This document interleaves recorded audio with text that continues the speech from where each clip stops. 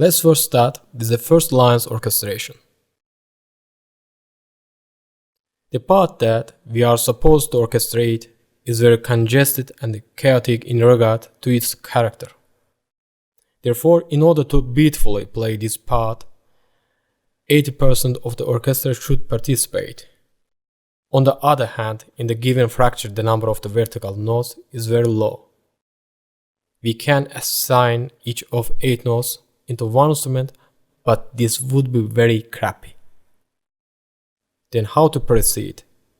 How to deliver the orchestration of this part in the best quality? For this purpose, we will make use of the very first principle of the orchestration, which is to get more figures from the figure we have. I call this procedure as figure splitting. Since all chords in the first line is similar to each other, it is enough to split the B, D, E sharp, G sharp, C sharp chord for an illustration. In accordance with, let's first perceive the B, D, E sharp, G sharp, C sharp chord as an unpitched figure. This is a quarter note figure. In the splitting phase, we will get new equal figures from the quarter figure we have now. The first figure that is as equal with quarter note figure is 8th note triplet with res. Second, 8th note triplet. Third, 2 16ths and 1 8th notes. Fourth, 4 16th notes.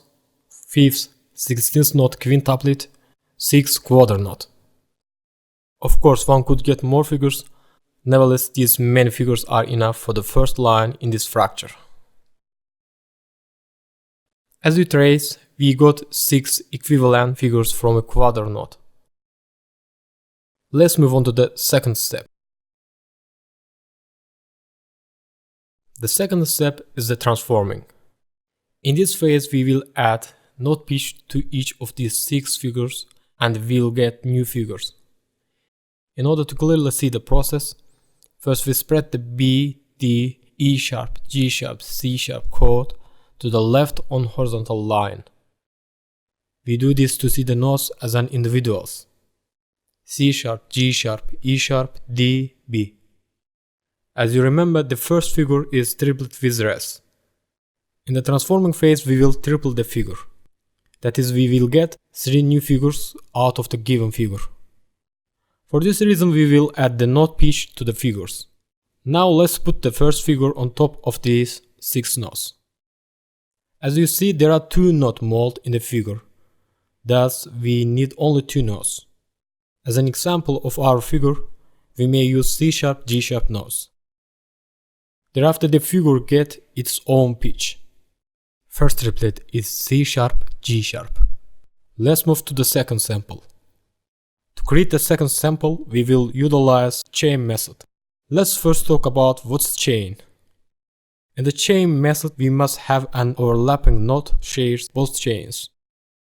We call these figures constructed with this rule a chained figure. As you may notice, in our figure G sharp is the overlapping note. Therefore, the sample we make using chain rule should be G sharp, E sharp. Let's add one more sample.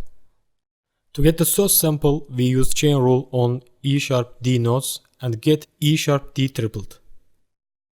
Consequently, we are done with the first figure.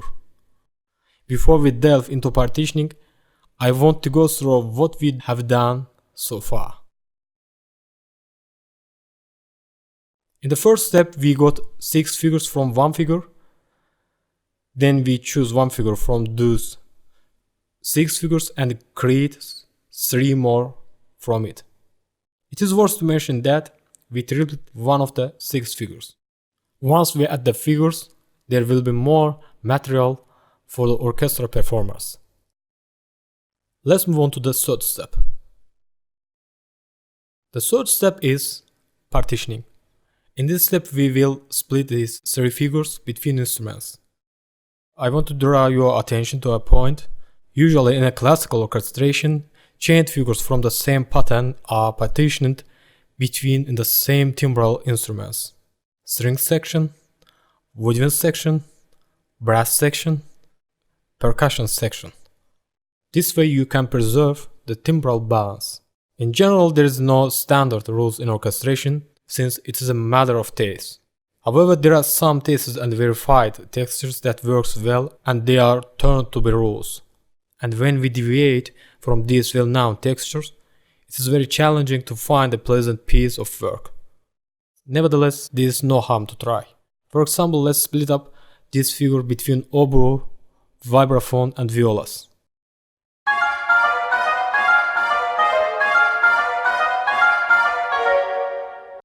In my opinion, it doesn't sound appealing, in terms of both pleasure and quality.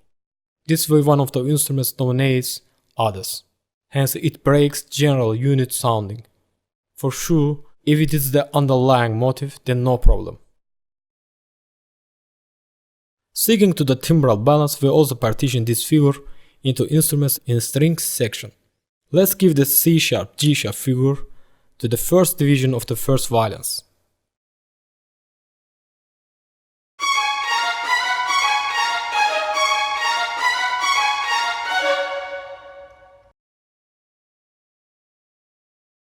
Let's give the G-sharp, E-sharp figure to the second division of the first violins.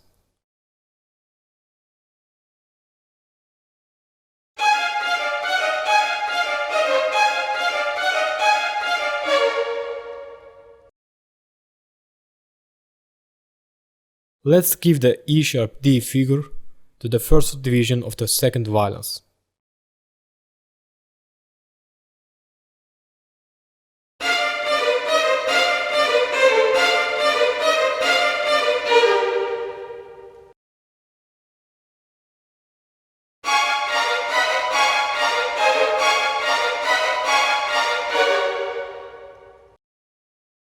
It is also possible that one can partition this figure between first violin, second violin and violas. Meanwhile, the timbral balance could still be intact. On the other hand, we had different figures in his mind for the string section, therefore everything remains unchanged. Now let's focus on score. Slow on the top of the notes, indicating that those notes should be played with one bow stroke. If the slurs wasn't indicated in the notes, both C-sharp and the G-sharp would be performed with separate bow strokes. The dynamic mark is mezzo forte. The term leggero under these notes belongs to piano, mezzo piano and mezzo forte. This expression requires light and a delicate performance of given passages. So the partitioning part is done and we finished all 3 steps for the first figure. Let's move on to the second figure.